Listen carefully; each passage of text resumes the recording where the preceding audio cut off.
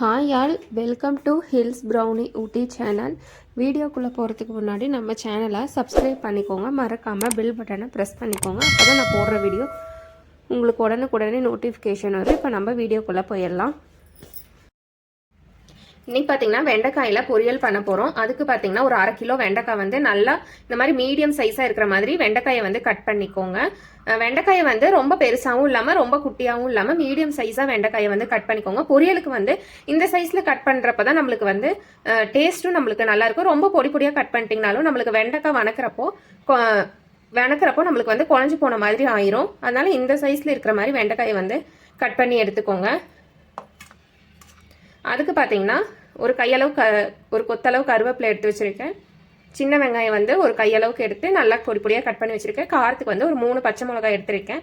இந்த வெண்டைக்காய் பொரியல் பார்த்தீங்கன்னா நம்ம வந்து பெரியவங்க சாப்பிட்றதுனால நான் வந்து பச்சை மிளகாய் வந்து நான் எடுத்திருக்கேன். சின்ன குழந்தைங்க சாப்பிட்றாங்க அப்படின்னா நீங்கள் மிளகா போடாமே நீங்கள் செய்யலாம். வெண்டைக்காய் பொரியல் நல்லாயிருக்கும். தேங்காய் திருவல் பார்த்தீங்கன்னா ஒரு 2 ஸ்பூன் வந்து எடுத்து வச்சுருக்கேன். இப்போ வெண்டைக்காய் பொரியல் எப்படி செய்கிறதுங்கிறது பார்த்துடலாம். கொஞ்சமாக எண்ணெய் ஊற்றிக்கிறேன்.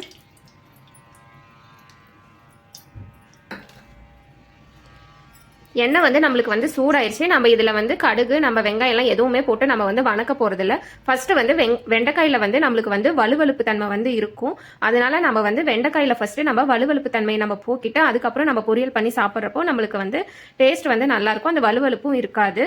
இப்போ வெண்டைக்காய் நம்ம வந்து போட்டுக்கலாம். உப்பு தேவையான அளவு போட்டுக்கிறேன். இப்போ நல்லா கலந்து விட்டுருங்க. எண்ணெயிலேயே நம்ம வெண்டைக்காய் வணக்கிறப்போ அந்த வலுவலுப்பு தன்மை வந்து இருக்காது. ஸோ அதனால் இந்த மாதிரி வந்து எண்ணெயிலே வெண்டைக்காய் வந்து ஒரு 2 நிமிஷம் 3 நிமிஷம் வணக்கினீங்கனாவே போதும். அந்த வலுவலுப்பு தன்மை வந்து போயிடும். இதை வணக்கி எடுத்ததுக்கப்புறம் நம்ம வெண்டைக்காய் பொரியல் வந்து நம்ம தாளித்து விட்டுருவோம். வெண்டைக்காய் பொரியல் வணக்கிறதுக்கு பார்த்தீங்கன்னா நீங்கள் மூடி எதுவுமே போடக்கூடாது. மூடி போடுறப்போ நம்மளுக்கு வந்து வெண்டைக்காயிலேருந்து தண்ணி விடுறப்போ நம்மளுக்கு வந்து குழஞ்ச மாதிரி ஆயிரும். அதனால மூடி போடாமல் இப்படியே வந்து கிண்டிக்கிட்டே இருங்க. அடிக்கடி கலரிட்டே இருங்க.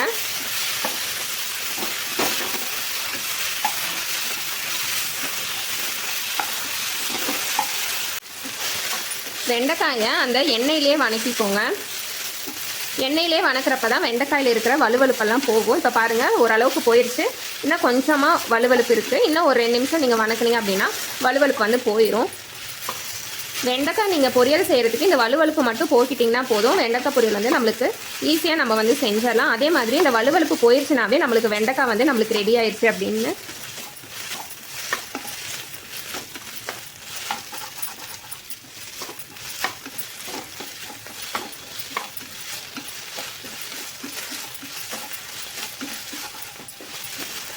நம்ம வெண்டைக்காய் வந்து எண்ணெயிலே வணக்கிறப்போ இந்த மாதிரி பார்த்திங்கன்னா அடியில் வந்து இந்த மாதிரி கரை மாதிரி இருக்கும். ஸோ அது ஒன்றும் பிரச்சனை இல்லை.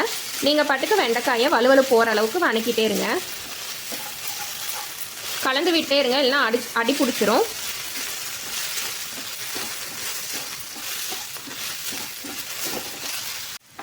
வெண்டைக்காயில் பார்த்திங்கன்னா வலுவலுப்பெல்லாம் போயிடுச்சு. இப்போ நம்ம வெண்டைக்காய் வந்து நம்ம ஒரு பிளேட்டில் வந்து நம்ம மாற்றிக்குவோம். வெண்டைக்காயை ஒரு பிளேட்டில் வந்து மாற்றியாச்சு. இப்போ நம்ம வந்து வெண்டைக்காய் பொரியலுக்கு வந்து நம்ம தாளித்து விட்டுருவோம். நம்ம வெண்டைக்காய் வந்து வலுவலுப்பு போக்கணும் பார்த்தீங்களா, அந்த பாத்திரத்திலேயே தான் நான் வந்து கொஞ்சமாக 1 ஸ்பூன் அளவுக்கு எண்ணெய் ஊற்றிருக்கேன். எண்ணெய் வந்து சூடாயிருச்சு. இப்போ நம்ம கடுகு உளுந்து வந்து நம்ம போட்டுக்கலாம்.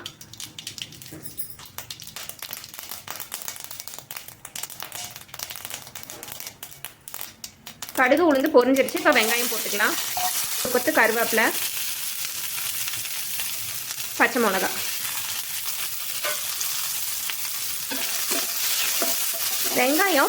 வெங்காயம் வந்து நல்லா கொஞ்சம் கலர் மாறுற அளவுக்கு வணக்கிக்கோங்க. அப்போ நம்ம வந்து வெண்டைக்காய் பொரியல் வந்து நம்மளுக்கு சாப்பிட்றதுக்கு வந்து நல்லா இருக்கும். வெண்டைக்காய் வந்து பிடிக்காதுன்னு சொல்கிற குழந்தைங்களுக்கு வந்து இது மாதிரி வந்து வெண்டைக்காய் பொரியல் வந்து செஞ்சு கொடுத்தீங்க அப்படின்னா விரும்பி சாப்பிடுவாங்க. அதுவும் இல்லாமல் வெண்டைக்காய் சாப்பிட்றதுனால மூளை வளர்ச்சியெல்லாம் அதிகமாகும். அதனால் வாரத்துக்கு ஒரு தடவைனாச்சு வெண்டைக்காய் பொரியல் வந்து செஞ்சு கொடுங்க. படிக்கிற குழந்தைங்களுக்கு வந்து வெண்டைக்காய் வந்து டெய்லியும் சாப்பிட்டாவே ரொம்ப நல்லது தான்.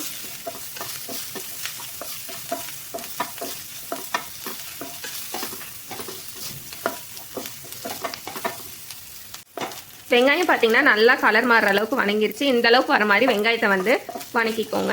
இப்போ வந்து நம்ம வந்து வெண்டைக்காய் வந்து நம்ம போட்டுக்கலாம். வெண்டைக்காய் வந்து நம்ம வலுவலுப்பு போக்குறப்போ கொஞ்சமாக உப்பு போட்டிருப்போம். இந்த டைமில் உங்களுக்கு உப்பு வந்து எவ்வளோ தேவையோ அதுக்கேற்ற மாதிரி நீங்கள் உப்பு வந்து நீங்கள் சரி பார்த்துக்கலாம். இப்போ எண்ணெயிலே 1 நிமிஷத்துக்கு வந்து வெண்டைக்காய் வந்து வதக்கிக்கோங்க.